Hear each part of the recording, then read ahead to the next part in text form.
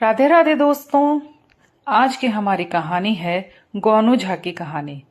आपको तो पता ही है, गोनू झा की कहानियां शिक्षाप्रद होने के साथ साथ बहुत ही मजेदार भी होती हैं।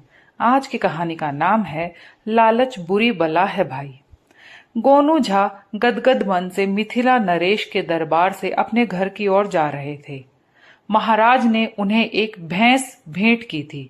भैंस बड़ी मस्त मोटी ताजी थी, दूध भी खूब देती थी।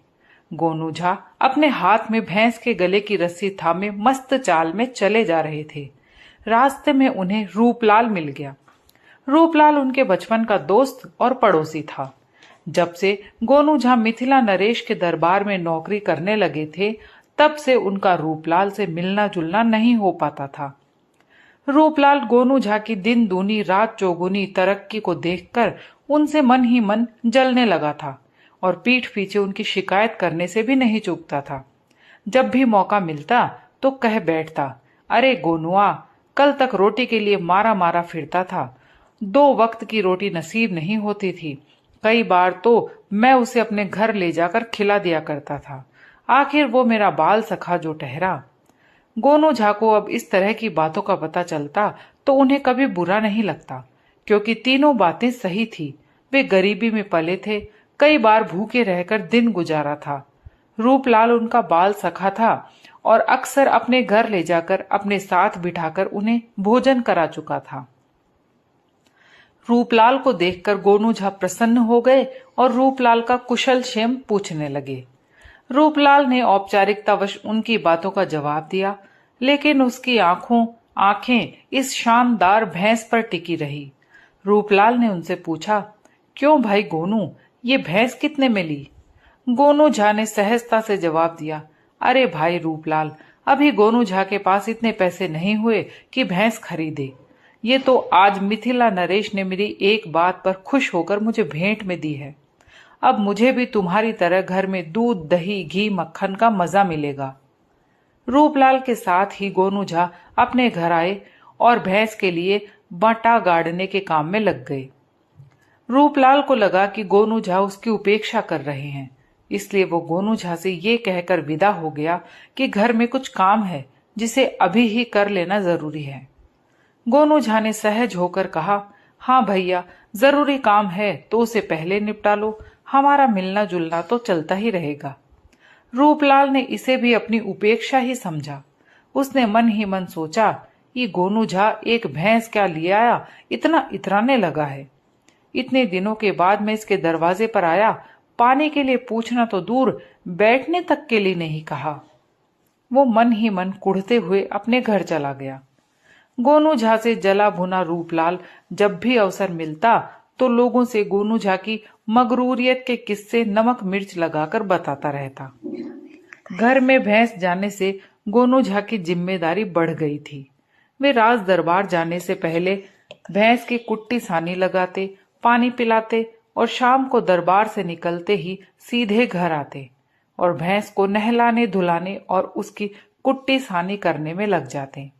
दिन ऐसे ही गुजर रहे थे। एक दिन गांव में मवेशियों का मेला लगा।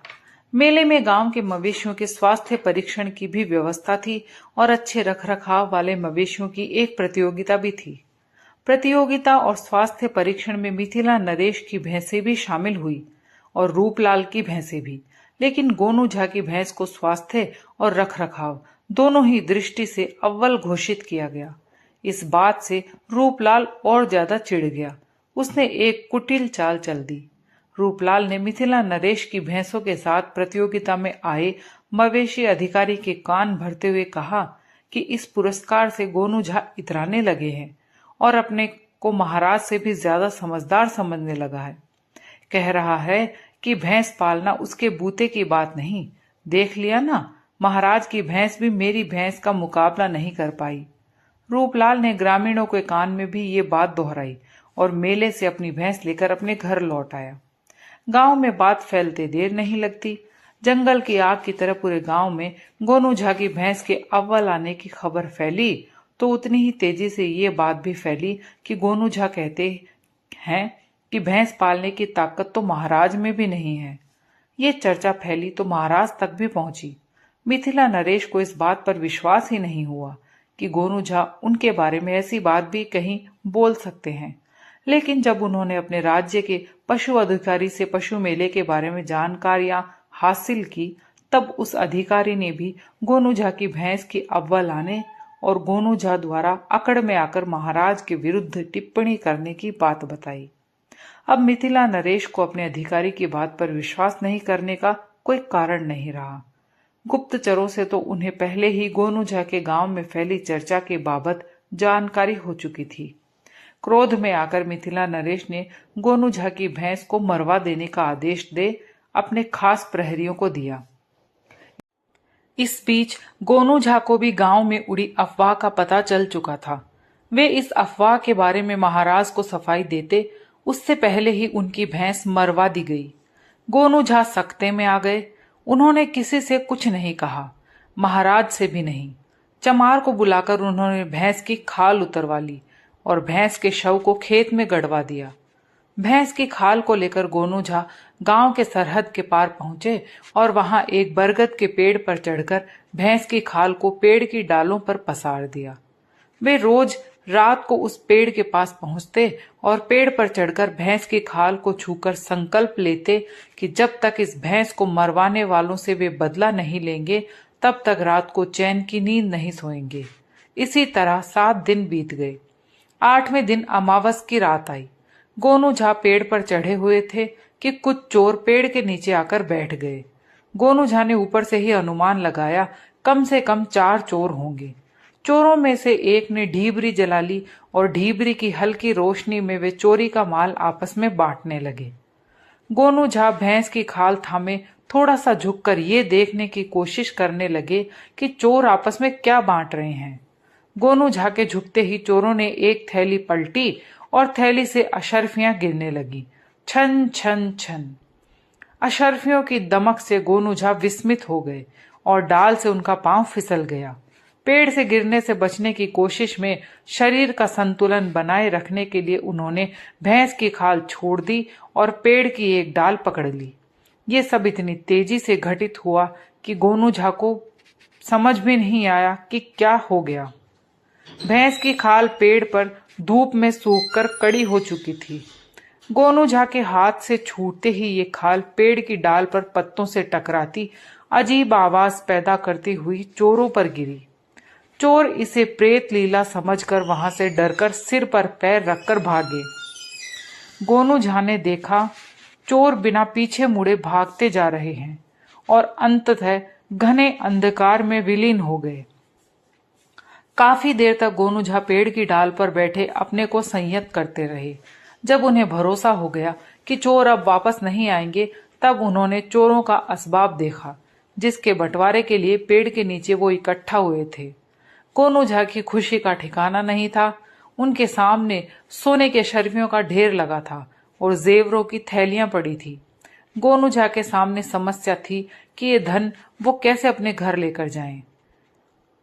अंत में उन्होंने अपना कुर्ता उतारा और उसके गले वाले भाग को बांधकर उसमें सारा धन समेट लिया और फिर अच्छी तरह गांठ लगाकर सिर पर रख लिया और अपने घर वापस आ गए। घर पहुंचते पहुंचते सवेरा होने लगा। पेड़ों पर चिड़ियों का कलरव शुरू हो गया। घर पहुंचने पर गोनू झा ने संतोष की सांस ली कि उन्हें रास्ते में किसी ने देखा नहीं। गोनू झा ने मन ही मन सोचा कि ये ईश्वर की कृपा है कि उन्हें इतना धन प्राप्त हो गया। अचानक ही अब उनके मन में ये जिज्ञासा उत्पन्न हुई कि उनके पास सोने की कितनी अशर्फियां हैं, ये जानना चाहिए। जेवरों की एक पोटली बनाकर उन्होंने संदूक में रख लिया और सोने के अशर्फियों का परिमाण देखकर उन्हें लगा कि यदि वे इन्हें गिनने में लग जाएंगे तो दिन ढल जाएगा, तब भी शायद गिनती पूरी ना हो। यदि इन सोने के अशर्फियों को तोल लिया जाए तो काम चल जाएगा। ये विचार मन में आते ही उनके सामने समस्या आई कि तोलें तो कैसे तोलें। घर में तो तराजू ही नहीं है। फिर उन्होंने सोचा कि चलो रूपलाल के घर से तराजू ले आते हैं, उसके पास तराजू जरूर होगा। लहना पसारी का काम है उसका, पुश्तैनी, तरह तरह के तराजू हैं उसके पास। रूपलाल का ख्याल उनके मन में 2 कारणों से आया। एक तो रूपलाल उनका बाल सखा है, दूसरा ये कि उसका उनके घर से महज 1 फर्लांग की दूरी पर घर है। मन में तराजू का ख्याल आते ही गोनू झा रूपलाल के घर की ओर चल दिए। रूपलाल उस समय अपनी भैंसों के लिए चारा तैयार करने में लगा था। गोनू झा को अपने घर आया देखकर वो चकित सा हुआ, पर आगे बढ़कर पूछा, क्यों भाई गोनू, इतने सवेरे कैसे आना हुआ?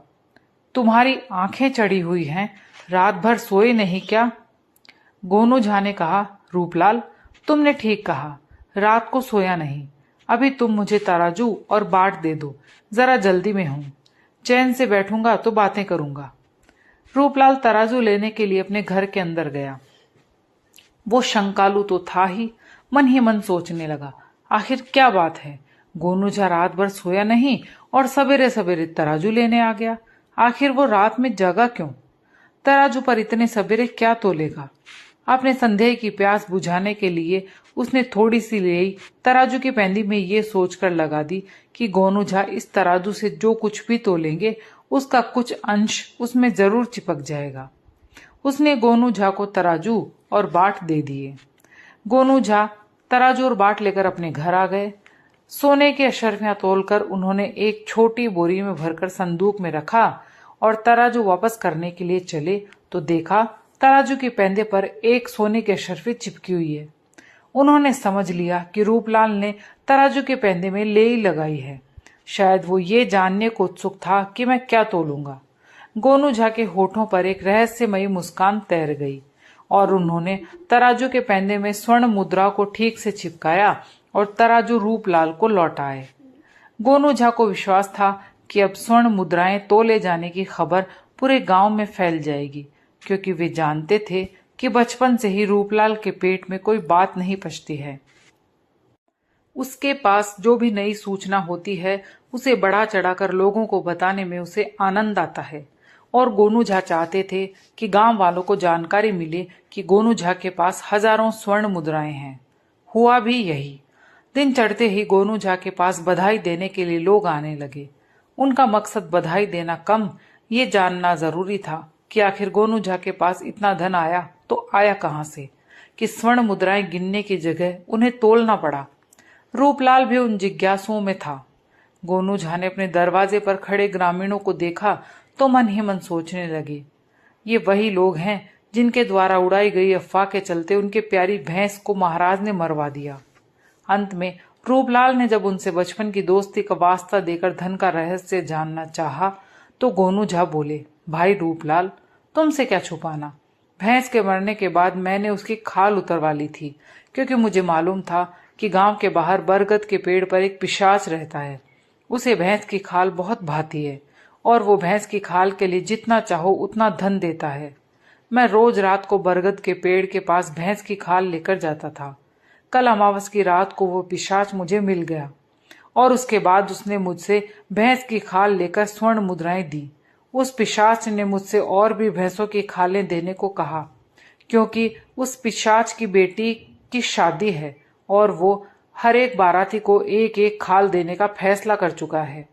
पिशाच ने मुझसे कहा कि धन की चिंता मत करो, भैंस की खालों के लिए वो मुझे मुंह मांगी कीमत देने को तैयार है, लेकिन मेरे पास अब कोई भैंस नहीं है कि उन्हें मारकर पिशाच को बेच आऊं, इसलिए जो मिल गया उसी से संतोष कर रहा हूं।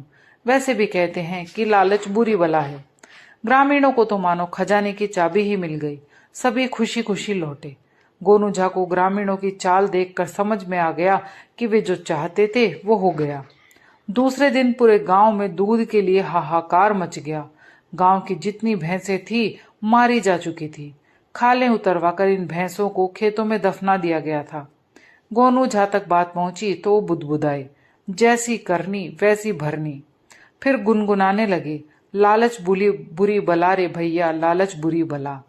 गोनू झा ने देखा ग्रामीणों का झुंड रोज रात को गांव के बाहर वाले बरगद के पेड़ के पास हाथ में भैंसों की खाल लेकर जाता और सुबह तक इंतजार करने के बाद लौट आता। इनमें रूपलाल भी था। गोनू झा उन्हें देखकर मन ही मन खूब हंसते और मस्ती में आकर गुनगुनाने लगते, लालच बुरी बला रे भैया, लालच बुरी बला। अंत में अमावस की रात भी आकर गुजर गई। ग्रामीणों की भैंस की खाल खरीदने के लिए कोई पिशाच नहीं आया। बरगद के पेड़ के पास जो सन्नाटा पसरा था, पसरा ही रहा। एक के बाद दूसरी अमावस की रात जब यूं ही गुजर गई, तब ग्रामीणों ने खुद को ठगा हुआ महसूस करना शुरू कर दिया।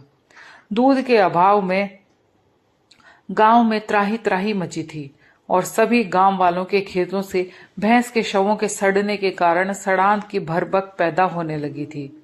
हारे और क्रोध से उफनते ग्रामीणों का जत्था अब और प्रतीक्षा करने की स्थिति में नहीं था। उनके सब्र का बांध टूट चुका था। वे सब गोल बंद होकर मिथिला नरेश के दरबार में अपनी फरियाद लेकर गए। महाराज ने से उन्होंने कहा, महाराज, गोनू झा के कारण आज गांव में एक भी भैंस जीवित नहीं है। हमने उसके बहकावे में आकर अपनी भैंसें मार डाली, दूध के लिए तरस रहे हैं और गोद के बच्चे दूध कट्टू हो रहे हैं। मवेशियों के शवों को सड़ने से पूरे गांव में संक्रामक रोग फैलने का खतरा पैदा हो गया है।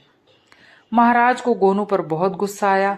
प्रहरी को भेजकर उन्होंने गोनू झा को दरबार में हाजिर होने को कहा। गोनू झा मानसिक तौर पर इस स्थिति के लिए तैयार थे। वे महाराज के दरबार में हाजिर। महाराज ने ग्रामीणों द्वारा उनके ऊपर लगाए गए अभियोग के बारे में उनसे जवाब तलब किया तो गोनू झा ने मुस्कुराते हुए अपनी सहज भंगिमा से कहा, महाराज, इनसे आप ये पूछे, क्या मैंने इनकी भैंसों को मारने की सलाह दी?